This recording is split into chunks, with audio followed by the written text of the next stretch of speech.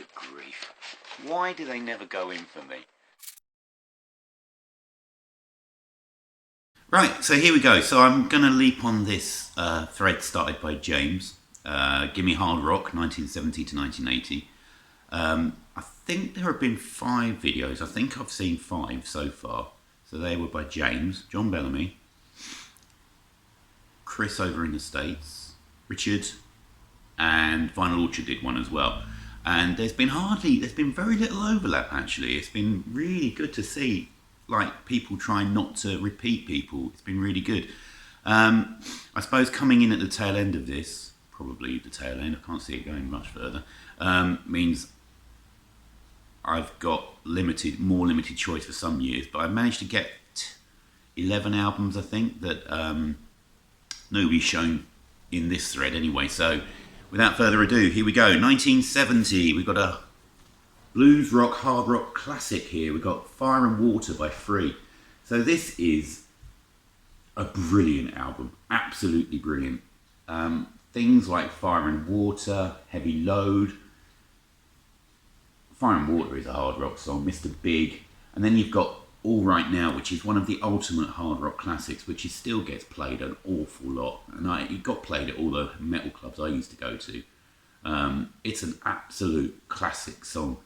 And this is such a brilliant album. If you haven't, this was Free's breakout album in 1970.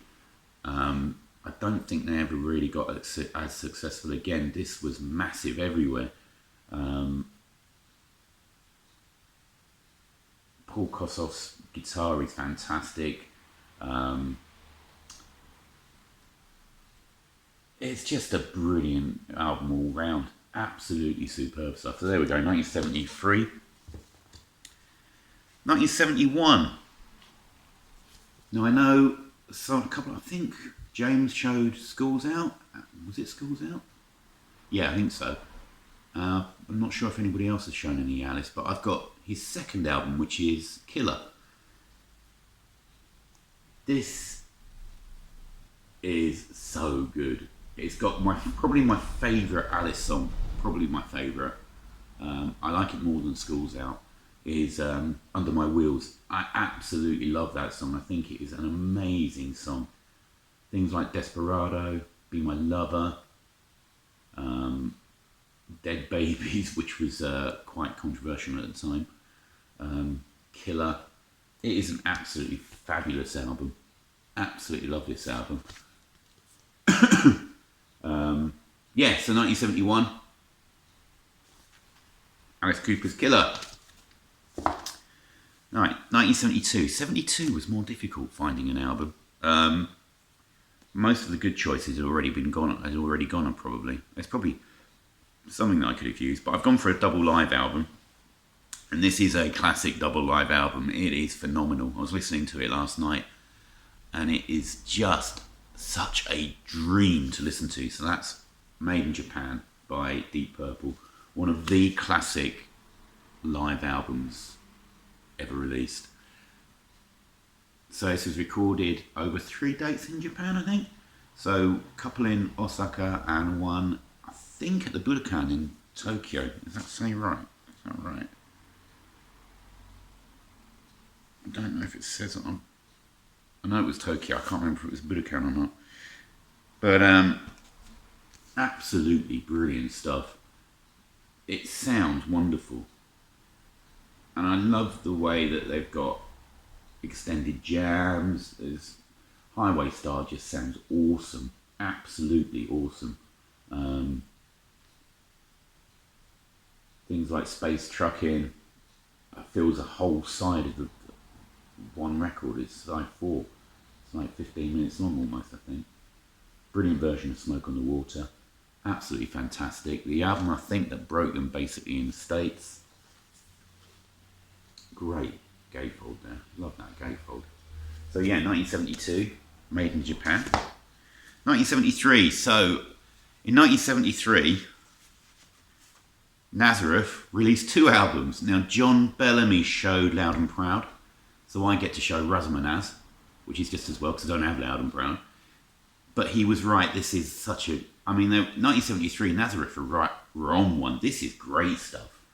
hard rocking, great kind of country rock touches some places.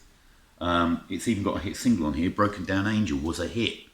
And I remember my dad listening to that all quite often. It's on my favourite tape compilation that he ever made. It's on there. So Broken Down Angel has got it's a bit there for me. So this is just fantastic. Yeah, definitely an influence on later stuff. A lot of hard rock is quite timeless. Like this could have been released like say sort of almost like 10 years later easily, or at least sort of 1980, 81, and it would have been sounded just as fresh and just as good. There's a kind of timeless quality to a lot of hard rock. Of course, some has aged badly, but yeah, but this is brilliant. So that's Razamanaz. 1974, another problem year. I couldn't find hardly anything, but then I remembered I had this. So we've got a bit of hard rocking southern rock here. So this is Lynyrd Skynyrd's second helping. So this is their second album. There are some great rocking tracks on here. Of course, Sweet Home Alabama, which is their answer to Neil Young. Things like Don't Ask Me No Questions and Working for MCA are absolutely fantastic. I mean, their guitar... I mean, there were 3 guitarists on this album because Ed King had transferred from bass to a third guitar. And the guitar playing on here is absolutely amazing. Swamp Music. They've got some really great, like Ballad of Curtis Lowe is such a great track. And it's kind of mixed in with that kind of soulful, southern soul kind of sound. It's a joy to listen to, absolute joy. And produced by Al Cooper. Absolutely fantastic. So there you go, 1974 was Lynyrd Skynyrd. 1975, Paul Rodgers and is it? And the drummer from Free, the name escapes me, are back again. So 1975, we've got Straight Shooter by Bad Company, which is their second album. Good Loving Gone Bad. What a storming opener. Absolutely storming. And then it's got the massive hit Feel Like Making Love, which I read online that it's classified as a power ballad, but it really isn't. It's got an acoustics. It's like a loud, quiet song. So you've got the acoustic sections, and then you've got the chorus, which is rocking. The chorus rocks. It's not hard all the way through. You've got things like Shooting Star, Anna, which is a bit... But yeah, there's enough on here to warrant it calling it a hard rock album. Somebody online said that Paul Rodgers didn't have a strong voice. I thought, what? He's got such a brilliantly soulful rock voice. It's just brilliant. There's like some really brilliant inflections to his voice. I just love it. And I think it suits the music really well when he rocks out. I don't know what they were talking about, but anyway, fantastic stuff. 1976, we go across the pond for Ted Nugent and Free-for-All. His first really big selling album. I think, was it his second album that he released solo? Brilliant rocking stuff. I mean, his guitar playing all the way through is fantastic. And what's interesting about this album is basically just after the start of recording, David St. Holmes, no, what's his name? Derek St. Holmes, I'm getting mixed up. I'll tell you in a minute. Derek St. Holmes quit the band about, I don't know, just into recording. So the management basically contacted Meatloaf to arrange the vocals and then come in for a couple of recording sessions and record vocals for it. So you've actually got Meatloaf as the main singer on this album because he sings on, I think, 5 tracks? Or is it 6? I'm not sure. It might be 6 because it's got Ted Nugent sings Free-for-All, Derek St. Holmes sings Dog Eat Dog, and another track. Maybe Hammer Down? Can't remember now. No, Light My Way. And then basically Meatloaf sings the rest of them. So it's like a Meatloaf, a year before Bat Out of Hell, a Meatloaf sings on a mega successful album. So this is a great album. Great gatefold. Love that gatefold. The reason I got Derek St. Holmes' name mixed up is because his name was the inspiration for David St. Hubbins in Spinal Tap. So there you go. So there we go. Ted Nugent, Free-for-All. 77, we've got another double live album. We've got Status Quo live. I could have had Rocking All Over the World by Quo, because that was a studio album they released, but really, this is the one that's rocking. Rocking All Over the World, despite the title, is a bit more restrained. They got an outside producer in it, it's a bit more poppy. But this is raw, rocking stuff. This is brilliant. It's got such a good set list as well. So, In My Chair, Little Lady, 4,500 Times, Roll Over, Lay Down, Caroline, Don't Waste My Time. Brilliant version of Roadside Blues at the end. Fantastic live album. Unjustly overlooked, because I think from about 72 to 77, Quo were rocking. They were a heads down, no nonsense boogie band. They were absolutely fantastic. I think what they did from about, I don't know, maybe not, well, in the early 80s really damaged their reputation. It's such a shame because they deserve to be remembered better than they are. They've released some absolutely brilliant stuff. There we go, 1977. 1978, what a pleasure to listen to this again. So we got Killing Machine by Judas Priest. This is heavy. I didn't realise that they were this heavy this early on. I mean, I know this was probably about, what, 4th or 5th album by now, I'm thinking. And they really did change their sound up. They got heavier and heavier. But this is heavy for 1978, my word.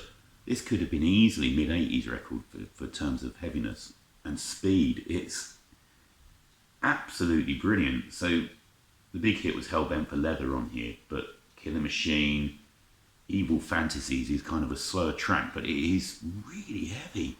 Really good stuff. Absolutely enjoyed listening to this again. Fantastic stuff. So there we go. Priest in 78. 79, I had to include one of these, and this one hadn't been shown yet, so we got Highway to Hell. Their first big hit album, produced by Mutt Lange. Personally, for me, the jury's out on Mutt Lange's production. He seemed to tame bands a bit. I prefer the earlier, I do prefer the earlier, more free-spirited, that kind of looser feel of some of the earlier AC/DC albums with Bon Scott. But saying that, it's a brilliant record. Tight, it is tight. It is. Classic hits on here. Highway to Hell, Touch Too Much, Girls Got a Rhythm, Shot Down in Flames. Night Prowler's really creepy. If You Want Blood, You've Got It. I mean, it is chock full of top rock tunes, and this is hard rocking, total hard rocking. So there we go. 79, AC/DC, Highway to Hell. And 1980, Def Leppard, On Through the Night. 1980, rock had changed. There was the new wave of British heavy metal had definitely arrived by 1980, and there was a slew of new bands coming through, and one of those was on Def Leppard.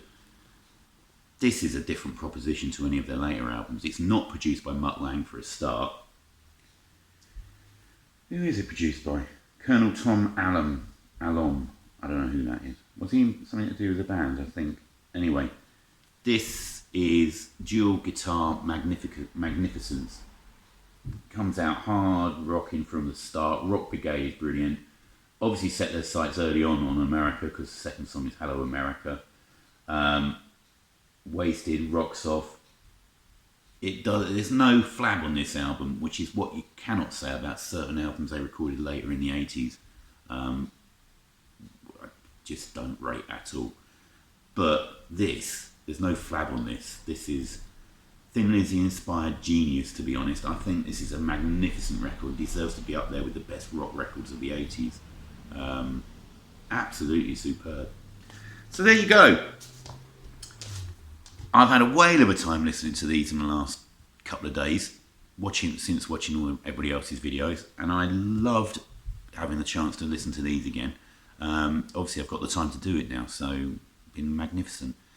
So thanks everybody if you stuck around to the end, and I'll see you all again soon with yet another video, because I've got nothing else to do. Cheers everyone. Bye.